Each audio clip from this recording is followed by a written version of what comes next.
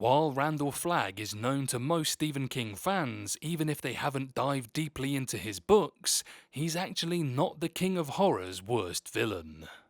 What? Stephen King's books are remarkable in the sense they're unremarkable. The horror usually starts slow in a small town or unfolds in an everyday scenario that suddenly goes nightmarishly wrong.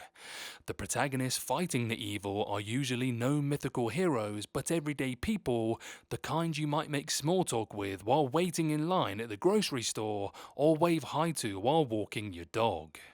It's the ordinariness of his setting and of his characters that makes Stephen King's villains so memorable. His villains take all forms too, with the author willing and eager to spread the horror around. Stephen King's villains are human, supernatural, and other. A rabid dog, a possessed car, an unhinged nurse, a malevolent vampire, a resurrected child, a psychotically sentient monorail, and a cosmic entity can all play prominent antagonist roles in the universe Stephen King has created. A few of his villains are particularly terrifying. Still, even they bow down to one even greater, Stephen King's worst villain of all. It's understandable that when people think of Stephen King's worst villains, they immediately think of Randall Flagg or even Pennywise, especially if they've only watched movies and not read his books. It's understandable.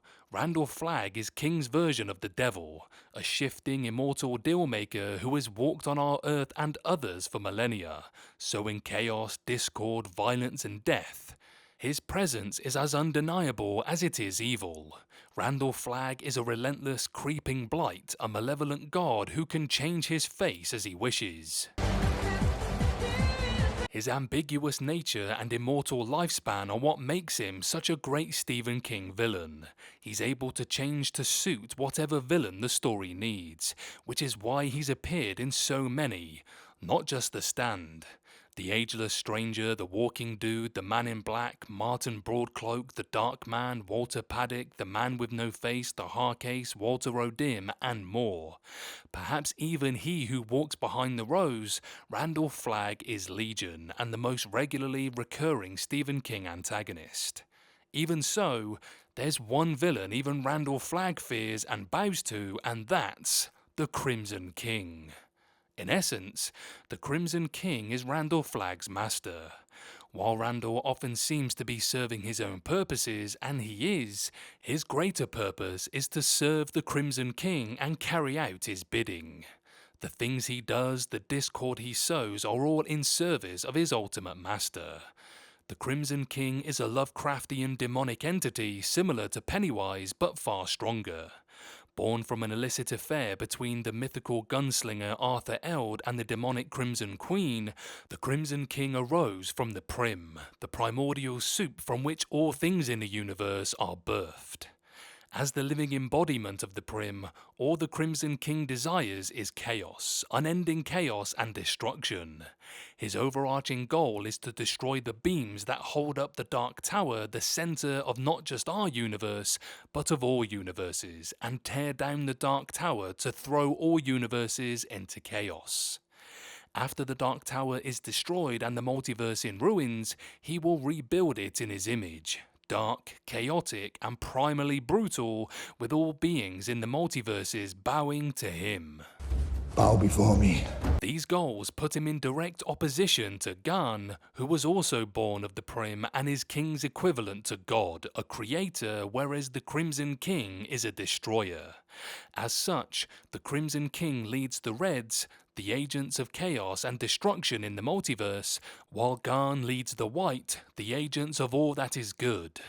While the Reds seek to break the beams and destroy the tower, the White want to protect it and keep the multiverse from falling into ruin. To put it simply, the Crimson King is the villain of all villains.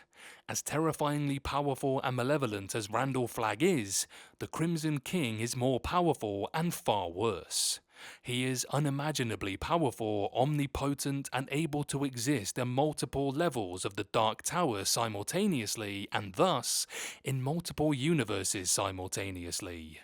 That would make him bad enough, but he also possesses the powers of necromancy and dark magic, shape-shifting, elemental manipulation, telekinesis and mass mind control, the ability to control the weather, and the dangerous primordial energy known as the Deadlights, which fans of it will recognize. I recognize your footsteps, old man. His power is so vast and his influence so strong that the Crimson King manipulates Pennywise to gain more strength and power and uses Randall Flagg to carry out his dark orders. He also controls a host of other minor Stephen King's villains such as vampires like Salem's Lot Kurt Barlow, Atropos and John Farson. If Randall Flagg is an immortal monster, that makes the thing the monster serves, that the monster fears, even worse. The Crimson King is the villain behind the villain, the puppet master controlling the rest. He doesn't appear that often on the page in Stephen King's books, but he doesn't have to.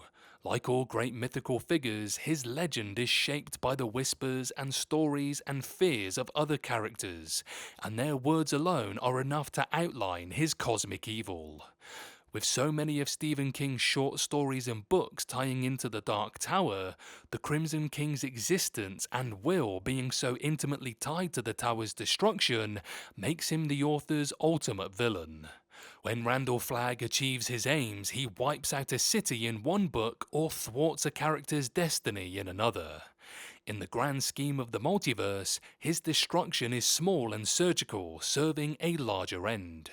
If the Crimson King achieves his aims, however, the multiverse Stephen King created, is destroyed. All his stories, all his books, all his characters, they all crumble and unravel. And that, more than anything, makes the Crimson King the greatest Stephen King villain. I am the greatest.